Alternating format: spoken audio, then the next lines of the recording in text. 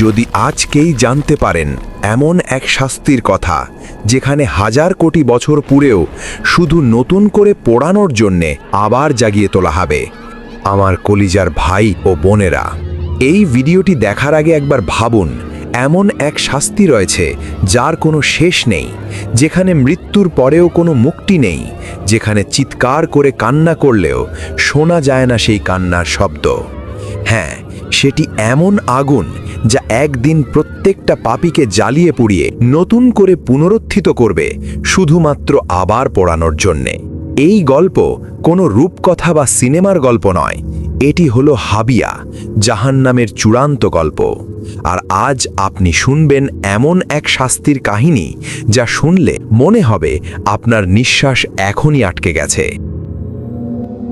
কল্পনা করুন এমন এক শরীর যার চামড়া প্রতিটা মুহূর্তেই পুড়ে ছাই হয়ে যাচ্ছে, পরক্ষণেই নতুন চামড়া গজাচ্ছে, আর সেই চামড়া আবার পোড়ানো হচ্ছে। এটি একবার দুবার নয়, কোটি কোটি বার, এমনকি 1 বছরও নয়, বরং পৃথিবীর হিসেবে পেরিয়ে গেছে 1000 কোটি বছর। হে আমার রব, আমাকে এখান থেকে বের করুন, আমাকে দুনিয়ায় পাঠিয়ে দিন, মুক্তি দিন এই যন্ত্রণা থেকে। জাহান্নামের গভীরে এক আগুনের সিন্দুকের ভিতর পড়ে আছে এক যন্ত্রণাকাতর সত্তা। সে কাঁপছে, তার চেহারা বিকৃত, চোখগুলো গলে বেরিয়ে আসছে, আর সারা শরীরে আগুনের পোকাগুলো কিলবিল করছে। সে চিৎকার করতে চায়, কিন্তু তার গলা দিয়ে কোনো শব্দ বের হয় না, বের হয় শুধু ফুটন্ত ধোঁয়া। কে এই সত্তা? এ হলো সেই অভিশপ্ত ইবলিস যে বলেছিল, আমি আদমের চেয়ে শ্রেষ্ঠ, কেন আমি নত হব ওই নগণ্য মাটির পুতুলের সামনে। আজ সেই অহংকারের পরিণতি কি? আজ সে জাহান্নামের গভীরে কি করছে? কেন আল্লাহ তাআলা সেই ইবলিসকে কিয়ামত পর্যন্ত হায়াত দিয়েছিলেন, কিন্তু সে তার হায়াত কিভাবে শেষ করেছে? পাপ আর ধোঁকার মধ্য দিয়ে। বিচারের দিন শেষ হওয়ার পর যখন অনন্তকাল শুরু হয়ে গেছে, তখন থেকেই শুরু হয়ে গেছে তার আসল লাঞ্ছনা। সম্মানিত ভাই ও বোনেরা, আজকে আমরা জানব 1000 কোটি বছর আগুনে পোড়ার পর ইবলিসের শারীরিক গঠন কেমন হয়েছে এবং সে তখন তার সঙ্গীদের সাথে কেমন আচরণ করছে। আল্লাহ তাআলা কেনই বা তাকে কুকুরের সাথে তুলনা করলেন? এরপর কি হবে ইবলিসের শেষ ভাষণ? জাহান্নামের স্তরগুলোর মধ্যে সব থেকে ভয়ঙ্কর স্তর হলো হাবিয়া।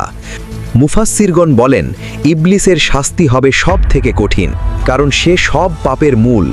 দুনিয়ার শুরু থেকে শেষ অবধি প্রতিটি পাপ তার থেকেই এসেছে। 1000 কোটি বছর ধরে সে একটি শাস্তির মধ্যেই রয়েছে। কিছু বর্ণনায় পাওয়া যায় জাহান্নামের তলদেশে এক আগুনের সিন্দুক রয়েছে, যেখানে ইবলিসকে সেই সিন্দুকের ভিতর ঢুকিয়ে তালাবদ্ধ করে দেওয়া হয়েছে, কারণ দুনিয়াতে সে বা তার হুকুমের গুলামরাও শয়তান বাহিনী নিয়ে অহংকার করত। আজ সে বড্ড একা। হাজার হাজার বছর ধরে সে শুধু অন্ধকারেই পড়ে আছে। সেই সিন্দুকের ভিতর তাকে নড়াচড়ো করার মতো জায়গাও দেওয়া হয়নি। সে যখন ডানে ফিরতে চায়, আগুনের দেওয়াল তাকে ধরে ফেলে, আর যখন বামে ফিরতে চায়, কাঁটার আঘাতে তাকে ক্ষত বিক্ষত করে ফেলে।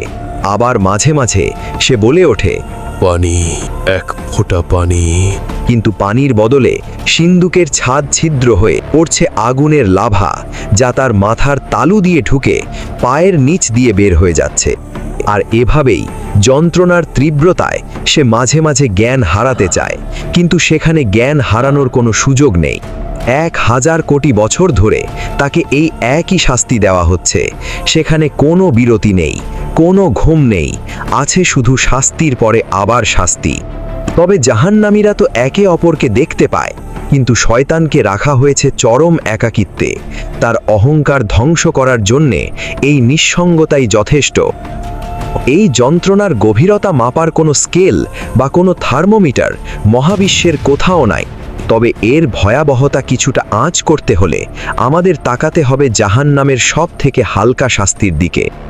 সহিহ হাদিসে এসেছে, জাহান্নামে যার শাস্তি হবে সবচাইতে কম, তাকেও আগুনের তৈরি দুটো জুতো পরিয়ে দেওয়া হবে। কিন্তু সেই জুতোর তাপ কোনো সাধারণ আগুনের তাপ নয়। সেই জুতো পায়ে দেওয়ার সাথে সাথে তার পায়ের তলা থেকে এক অকল্পনীয় বৈদ্যুতিক শকের মতো তাপ সোজা তার মস্তিষ্কে আঘাত করবে।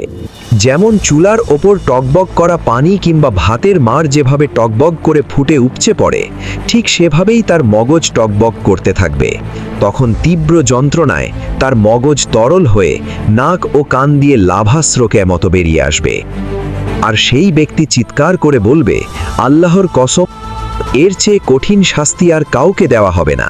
অথচ সে জানে না সেটাই হলো জাহান্নামের সব থেকে কম বা ছোট শাস্তি। একবার কলিজা শক্ত করে ভাবুন তো ইবলিসের কথা। যে ব্যক্তি আগুনের জুতো পরে আছে সে জাহান্নামের আগুনের উৎস থেকে সহস্র মাইল দূরে, কিন্তু ইবলিস রয়েছে সেই আগুনের হৃৎপিণ্ডে, একেবারে জাহান্নামের জন্মের ভেতর। বিজ্ঞান বলে সূর্যের ওপরের তাপমাত্রার চেয়ে কেন্দ্রের তাপমাত্রা কয়েক কোটি গুণ বেশি। ঠিক সেমনি সাধারণ জাহান্নামীদের শাস্তি যদি হয় জ্বলন্ত মোমবাতির ছ্যাঁকা, তবে ইবলিসের শাস্তি হলো জীবন্ত আগ্নেয়গিরির গলিত লাভায় ডুবে থাকা। পৃথিবীর শুরু থেকে শেষ অবধি যত পাপ হয়েছে, যত ভুল, যত দর্শন হয়েছে, তার সবগুলোর কমিশনের ভাগ ইবলিস পাবে। তাই তার আগুনের রং লাল নয়, তার আগুন হবে কুচকুচে কালো। বলা হয় সর্বনিম্ন শাস্তির ওই ব্যক্তিটিও যদি ইবলিসের শাস্তির এক ফোঁটাও অনুভব করত, তবে সেই ব্যক্তিটি মুহূর্তেই ভস্ম হয়ে যেত। হাদিসে আরও এসেছে, জাহান্নামে কাফিরদের শরীর বিশাল বড় করে দেওয়া হবে, যাতে তারা আগুনের স্বাদ আরও বেশি করে অনুভব করতে পারে। ইবলিসের শরীর হবে পাহাড়ের মতো বিশাল। 1000 কোটি বছর ধরে পুড়তে পুড়তে তার চেহারা এখন চেনার উপায় নেই। যে ইবলিস একসময় ছিল সকল ফেরেশতাদের শিক্ষক, দেখতে ছিল উজ্জ্বল, আজ সে কুৎসিত কালো কয়লার মতো। তার চোখের পাপড়িগুলো পুড়ে গেছে বহু বছর আগেই। এখন চোখের কোটর থেকে গড়িয়ে পড়ছে আগুনের লাভা, যা তার গালের মাংস গলিয়ে দিচ্ছে। সে যখন হাত দিয়ে মুখ ঢাকতে চায়, তখন তার হাত দুটো কয়লার মতো ফেটে ফেটে নিচে পড়ে যায়। আর এভাবেই কেটে গেছে ইবলিসের 1000 কোটি বছর। তবে সবচেয়ে মর্মান্তিক দৃশ্যটি ঘটে তখন, যখন যন্ত্রণার চরম সীমায় পৌঁছে যায়। ইবলিস সরাসরি তার রবের সাথে কথা বলার চেষ্টা করে। পবিত্র কুরআনের সূরা আল মুমিনুনে আল্লাহ জাহান্নামীদের এই শেষ ফরিয়াদের কথা উল্লেখ করেছেন। 1000 কোটি বছর পর ইবলিসের সব অহংকার ধুলোয় মিশে যাওয়ার পর ইবলিস এবং তার অনুসারীরা শেষবারের মতো আকাশের দিকে তাকিয়ে বুক ভাঙা আর্তনাদ নিয়ে চিৎকার করে বলে, হে আল্লাহ, আমার কথা শুনুন। আমি জানি আমি পাপ করেছি, কিন্তু আপনার রহমত কোথায়? আমাদের মুক্তি দিন। হে আমাদের রব, আমাদের এখান থেকে একবার বের করুন। আমাদের দুনিয়ায় পাঠিয়ে দিন। আমরা আর পাপ করব না, আমরা নেক কাজ করব। যদি আবার পাপ করি তবে আমরাই জালিম। তারপর পুরো জাহান্নাম নিস্তব্ধ হয়ে গেছে। সবাই অপেক্ষা করছে উত্তরের জন্যে। ইবলিস ভাবছে হয়তো তার পুরনো ইবাদত আজ কাজে আসবে, কিন্তু না। মহাবিশ্বের মালিক মহান আল্লাহ তখন এমন এক ধমক দেন, যা ছিল জাহান্নামের আগুনের চেয়েও লক্ষ কোটি গুণ বেশি যন্ত্রণাদায়ক। বন্ধুরা, ভিডিওর আজকের পর্ব এই পর্যন্তই। পরবর্তী ভিডিও দেখতে চাইলে আলোর ছোঁয়া ইউটিউব চ্যানেলটি সাবস্ক্রাইব করে কমেন্টে জানিয়ে দিন। সে পর্যন্ত সকলেই ভালো থাকবেন, সুস্থ থাকবেন। আল্লাহ হাফেজ।